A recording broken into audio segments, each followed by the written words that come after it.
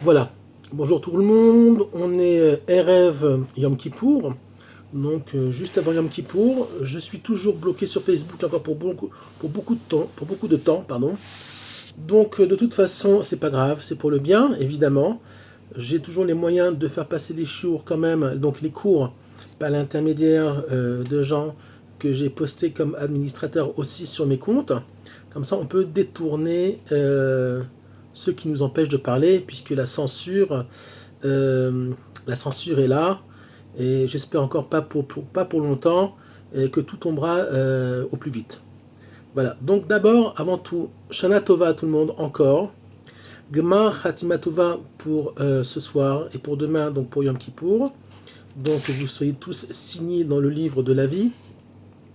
Beaucoup de brachot pour tout le monde, pour le Ham Israël, pour les juifs qui sont en Eretz Israël, pour les juifs qui sont en dehors d'Israël et pour tous les peuples du monde, puisque nous sommes tous dépendants les uns des autres. Voilà. Donc voilà, un tout petit cours avant de rentrer dans Yom Kippour.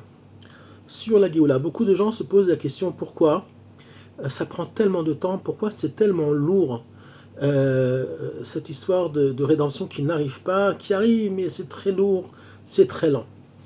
Alors je vais expliquer un petit peu pourquoi. C'est très simple en fait, mais il faut comprendre. D'abord, nous ne sommes pas dans une période négative, même si la période est difficile et qu'on a l'impression que c'est une période où tout part en cacahuète, tout s'écroule, c'est pour le bien, puisque la base sur laquelle nous avons évolué n'est pas forcément juste. Ni les rapports sociaux, ni les rapports à l'argent, ni les rapports entre êtres humains, et ni notre rapport à la Torah. Donc il y a encore beaucoup malheureusement de retard, beaucoup de fausses guichas, de faux rapports, de fausses compréhensions par rapport à ce que c'est la Torah et comment la Torah devrait être vécue, comment la Torah devrait être digérée, si on peut dire comme ça. Dans la tfila du Shmona Esrei, donc dans la prière de la Hamida, on dit Et Tzemach David Avdecha. Alors, on ne peut pas vraiment traduire, c'est comme une plante, David, ton serviteur, ça ne veut rien dire en français.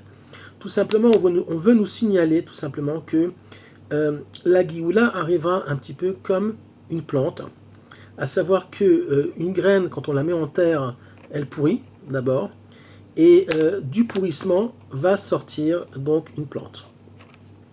Et la plante elle-même va pousser extrêmement doucement. Une plante ne sort pas du jour au lendemain, ça prend du temps, ça peut prendre des jours, des mois, suivant évidemment la plante qu'on a poussée. Mais bon, non, on parle d'un moussag, comme on dit en français, d'une illustration pour nous illustrer comment la Géoula arrive. Si nous avions été méritants, nous aurions reçu la Géoula Berachamim, qu'on appelle Achishena. Ça veut dire tout simplement que nous aurions, avec le temps, été à un tel niveau de Torah que nous aurions pu construire des réceptacles de lumière, donc des kelim de Horot qui sont suffisamment larges pour recevoir le Mashiach d'un coup. Eliyahu Navi se manifeste, on attend le shofar, et le Mashiach se dévoile d'un coup, boum. Or, ce n'est pas le cas. La Géoula, c'est tout simplement des milliards et des milliards de litres, de tonnes, je ne sais pas comment on peut mesurer ça, de bonheur qui arrive, de choses positives qui arrivent, de ce qu'on appelle de horot, tout simplement d'énergie divine qui vont se répandre sur le monde. Mais quel est le souci ? Il suffit de voir autour de nous, il suffit de voir sur les plages, il suffit de voir un peu partout l'état, on va dire, le retard du Ham Israël par rapport à la Géoula. Mais nous avons quand même une chance. Alors, le Gaon de Vilna, je vais le citer en hébreu et après vous verrez, je le traduire en français. Et la Lémi, Animistakel, la Votenu Akdoshim. וכך כתב הגאון רבנו מווילנה בספרו אבן שלמה שגאולה לא תהיה על ידי תשובה אלא בזכות אבות כמו שאנו אומרים בתפילת 18 וזוכר חסדי אבות ומביא גואל לבני בניהם. Alors, en gros, ça veut dire quoi? Tout simplement que, comme la Géoula n'arrive pas vraiment par nos mérites, même s'il y a des mérites, elle va arriver par le srout de nos pères, Avraham, Yitzhak et Yaakov. Hachem va se retourner, si on peut dire comme ça, et il va se rappeler du mérite d'Avraham, Yitzhak et Yaakov. Et par le mérite donc, de leurs actes, le mérite du fait qu'ils sont ce qu'on appelle la Merkava, ils sont tout simplement la base, le transport, si on peut dire, le canal par lequel le divin a pu se poser sur le monde, a pu s'exprimer dans le monde. Donc par leur mérite, la Géoula va arriver. Alors évidemment, en plus de ça, il y a aussi quand même des mérites. On n'est pas complètement à côté de la plaque, un petit peu quand même, mais ça sera surtout par le mérite de nos pères qui va pousser, si on peut dire, qui va renforcer cette Géoula qui est en train d'arriver devant nous. Pourquoi donc nous ne pouvons pas la recevoir d'un coup? Et comme certains croient, et malheureusement ceux-là ou n'ont pas étudié la Torah ou l'ont mal comprise, pourquoi ça ne peut pas arriver d'un coup? Tout simplement parce que nous n'avons pas les réceptacles pour recevoir cette lumière-là. Si nous avions reçu cette Géoula telle qu'elle doit être, on serait tous morts. 99% du Ham Israël serait mort, voire peut-être plus. Il ne serait resté personne. Tout simplement pourquoi? Non pas parce que ça aurait été une punition, mais si vous avez une bouteille d'1,5 litre et que vous mettez dans cette bouteille d'eau, vous essayez en tout cas de mettre 1 million de litres, ben vous verrez bien que ça déborde et que vous n'arriverez jamais à mettre 1 million de litres d'eau dans une bouteille d'1,5 litre.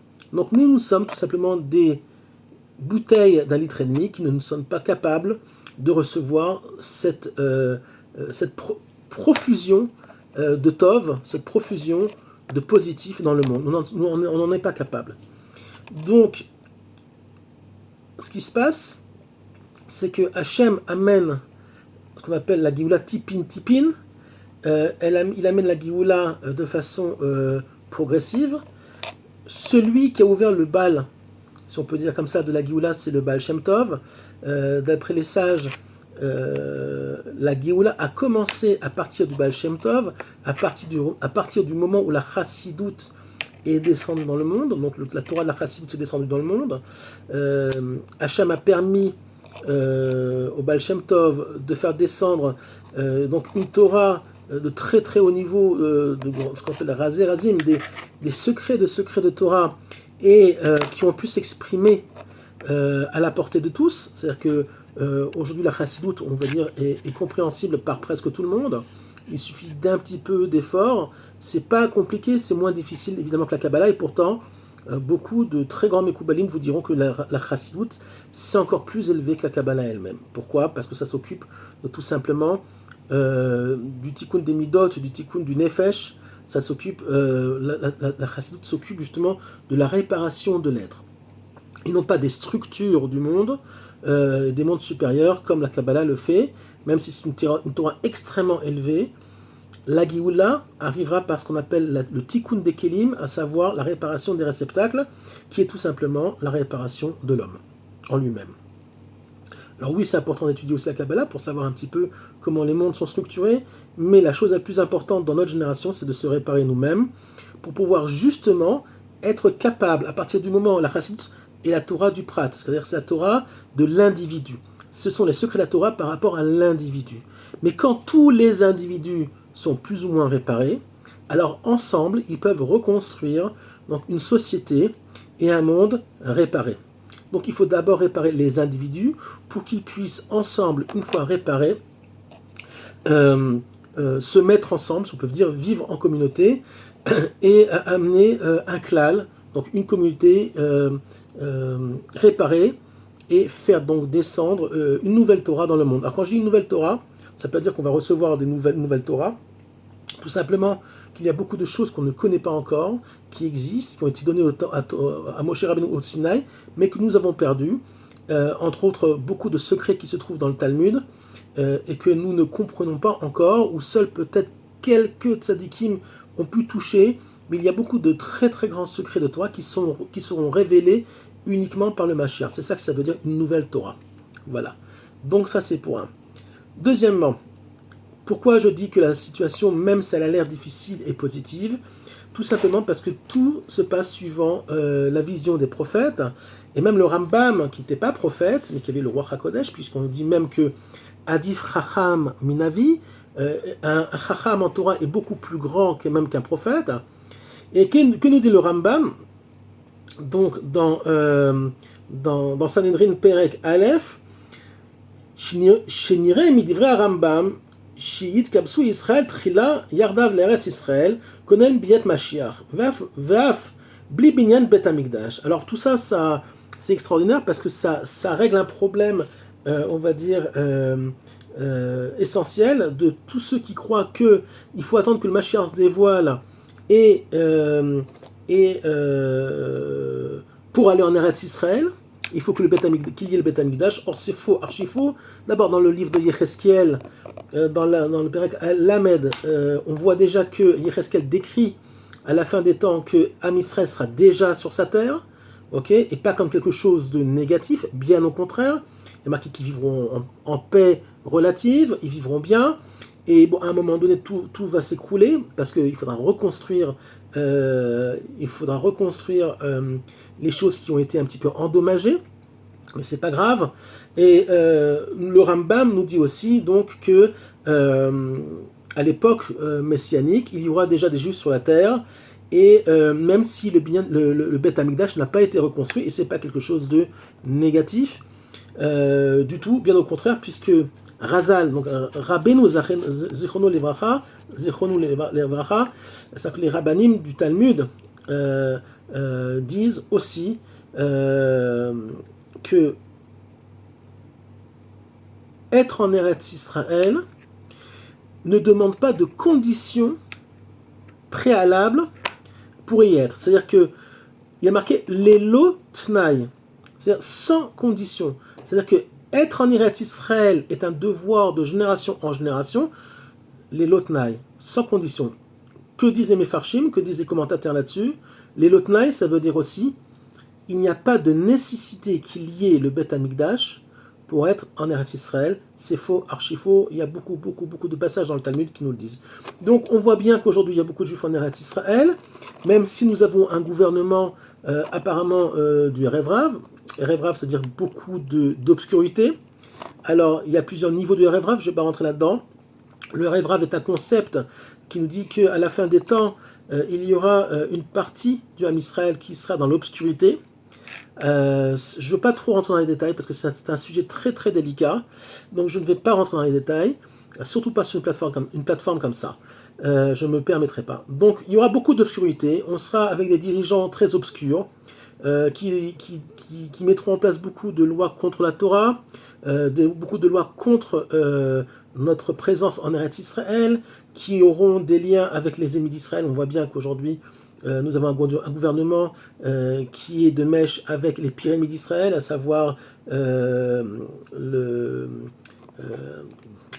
parti arabe, qui même, ce parti arabe, et les frères musulmans, voilà, le parti des frères musulmans, qui est interdit en Égypte. C'est-à-dire que dans les pays arabes, il est interdit, mais chez nous, en Eretz Israël, non seulement il est autorisé, mais on a un gouvernement qu'on appelle juif, qui collabore, parce que c'est la collaboration, et qui leur donne des milliards, et qui sont avec eux. Donc on est dans une situation complètement folle, mais il ne faut pas paniquer. C'est vrai qu'il y a beaucoup de choses qui sont en train de se passer, il y a beaucoup d'éclaircissements qui sont à faire, il y a beaucoup de sélection, malheureusement, qui va se faire, sans rentrer dans les détails, chacun comprendra ce qu'il veut. Que fait ce gouvernement actuellement? Le but de ce gouvernement, c'est de ralentir la Géoula. Comment ils le font?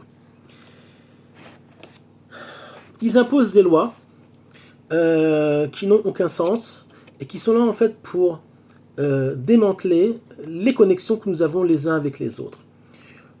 D'abord, ils ont mis en place un système de peur. Ils ont mis en place un virus, alors qu'il existe ou il n'existe pas, ça n'a aucune importance. Je ne sais pas, je n'ai pas vraiment la réponse, j'ai tendance à croire que ça n'existe pas. Alors vous me direz, oui, mais il y a des morts. Oui, mais bien sûr qu'il y a des morts. Mais il y a des morts de toute façon tout le temps. Et il n'y a pas plus de morts cette année, l'année dernière, qu'il y a eu il y a 4 ou 5 ans. Ça, c'est statistiquement parlant, c'est vrai. C'est juste, c'est vérifié. Mais peu importe, c'est pas ça que je veux dire. Tout simplement, par exemple, on nous oblige à mettre des masques. Il faut savoir que le masque nous cache une partie du visage. On sait que le rapport de l'être humain et du juif au monde passe entre autres par la partsouf, c'est-à-dire le visage. Puisque nous avons 7 canaux de communication avec les mondes supérieurs, Reya, donc la vue, l'ouïe, évidemment les narines et le canal nasal pour qu'on puisse respirer, qui est très très important évidemment, et la bouche pour qu'on puisse communiquer. Qu'est-ce qu'on nous a masqué? L'essentiel, à savoir le nez et la bouche. Le nez, c'est tout simplement notre rapport à Avir, donc l'air, qui sont les mêmes lettres que Or, sans le Yud. J'ai donné déjà un cours là-dessus, donc je ne répète pas, mais si on ne respire pas, on meurt. Donc on ne peut pas nous tuer directement, mais déjà on essaye de nous faire respirer à moitié. La bouche, la communication, alors oui, on peut parler derrière un masque, évidemment, mais on ne vit pas une communication, on va dire, normale. De plus, on a mis en place un système de peur par les médias, par un terrorisme, parce que j'appelle ça du terrorisme, terrorisme médiatique. On essaie de séparer les enfants des parents, soi-disant les enfants sont porteurs de ce virus-là plus que les autres, c'est faux, c'est médicalement prouvé que c'est faux, donc on veut les faire vacciner, on essaie de séparer pendant les fêtes, faites attention à vous, n'invitez pas vos parents, n'invitez pas vos enfants, etc. etc. Donc on essaye de nous préserver des alma des pirouda, dans le monde du piroud, dans le monde de la séparation, et non pas dans le monde de la hardout, dans le monde de l'union. Et c'est le monde de l'union, le monde de la coalition, qui va amener justement les forces de la Géoula, et ça, ils ne veulent pas. Donc malheureusement, une grande partie de la population qui ne comprend pas vraiment ce qui se passe et qui a peur, donc se laisse, on va dire, persuader que tout ça c'est vrai. Dieu merci, tous les jours qui passent, il y a des nouvelles qui tombent et qui nous disent que, pas qui nous disent, qui nous montrent, qui nous prouvent que ce sont tous des menteurs, puisqu'on a attrapé le ministre de la Santé avec Ayat Chaket qui parlait, il ne savait pas qu'ils étaient filmés, il ne savait pas qu'on les entendait, comme quoi le Taviarok, à savoir le passeport vert, n'est qu'un prétexte, il n'a aucun intérêt réel au niveau médical, tout ça c'est faux, et que c'est juste une manière pour faire pression à ceux qui ne sont pas encore injectés, je ne dis pas vaccinés parce que ce n'est pas un vaccin, qui ne sont pas encore injectés et qui n'ont toujours pas participé à cette expérience médicale, que c'est pour faire pression sur eux. Donc on leur interdit les restaurants, on leur interdit tout ce que vous savez. Mais Baruch Hashem, beaucoup de gens font de la résistance et ils y arrivent. Grâce à Dieu, ne tombent pas là-dedans. Ceux qui sont tombés là-dedans, que Dieu vraiment mamache les préserve, qui leur donne une bonne santé à tout le monde, à ceux qui sont injectés, à ceux qui ne sont pas injectés, ça n'a aucune importance. Le principal, c'est que nous soyons unis face à ce Erev Rav, face à ces forces du mal qui retardent la Géoula. Alors malheureusement, même le Ham Israël lui-même retarde la Géoula, puisque beaucoup collaborent à ça. Alors, il y en a beaucoup la plupart collaborent heureusement de façon passive et inconsciente, et heureusement, très peu sont vraiment dans ce qu'on appelle les inyanim en hébreu, très peu sont au courant vraiment de ce qui se passe réellement. Donc c'est un petit peu, on va dire, un viol. Moi j'appelle ça un viol. C'est un viol mental, c'est un viol de ce qu'on est, de ce qu'on devrait être. Les médias nous mentent, il faut le savoir, je le répète à chaque fois, les médias mentent. N'écoutez pas les médias, tout est faux. faux, archi faux, c'est prouvé, tout est faux. Heureusement, parfois, il y a des, des débordements, il y a des directeurs d'hôpitaux qui disent la vérité, il y a des journalistes aussi qui commencent à se réveiller. Donc la lumière va finir par apparaître. Nous n'irons que vers le haut. Voilà, on espère le plus tôt possible, avec le moins de dégâts possible, car il est marqué aussi que à la fin des temps, Hachem sera comme un bijoutier et il purifiera son or et son argent, à savoir, il y aura apparemment un birour qui se fait déjà. Un birour, c'est tout simplement une purification de la population mondiale, pas que chez les juifs, et on ne sait pas qui arrivera jusqu'à la fin et verra donc le Mashiach se dévoiler et le Beth Amikdash construit. J'espère que tout le monde y arrivera. Et moi aussi, j'espère le voir. Je ne sais pas si j'ai les mérites ou pas encore. Personne ne le sait. Donc voilà, je souhaite à tout le monde que des bonnes choses pour ce Yom Kippour. Il est bien à Yom Kippour de faire un tsom au niveau de la parole, donc de parler le moins possible en dehors de la tfila. Bon, c'est pas très difficile puisqu'on va à la synagogue, mais même à la synagogue, ne pas parler de choses qui n'ont rien à voir avec la tfila. Quand vous rentrerez chez vous ce soir, essayez de parler le moins possible. Ouvrez un livre, je sais pas, mais évitez de parler, c'est bien de se taire sur ces 25 heures-là. Sur ces 25 heures-là, je sais que c'est pas évident pour certains, puisque l'homme aime communiquer, c'est dans sa nature et c'est bien. Mais le jour de Yom Kippour, c'est bien aussi de s'abstenir et de communiquer par le silence, puisque le silence est une des plus belles mélodies qui existent dans ce monde-là. Le silence parle. C'est pour ça d'ailleurs que nous avons reçu la Torah au mont Sinaï dans le Midbar, dans le désert. Le désert est un endroit par excellence où il n'y a pas de bruit, où il y a beaucoup de silence, et le silence parle, le désert parle, puisque Midbar en hébreu sont exactement les mêmes lettres que Medaber, à savoir la parole. Donc la parole divine a été donnée dans un endroit de silence, et beaucoup de secrets se trouvent dans les blancs de la Torah, entre le blanc de la dernière lettre de la Torah, le Lamed d'Israël, qui est le dernier mot de la Torah, et le premier de la Torah de Bereshit. Entre le Lamed et le Bet, il y a le plus grand silence, le plus grand secret de la création. Voilà. Donc je vous souhaite à tous que des bonnes choses, que du bonheur. Essayez d'être vigilant, de ne pas croire tout ce qu'on vous raconte. C'est tentant, mais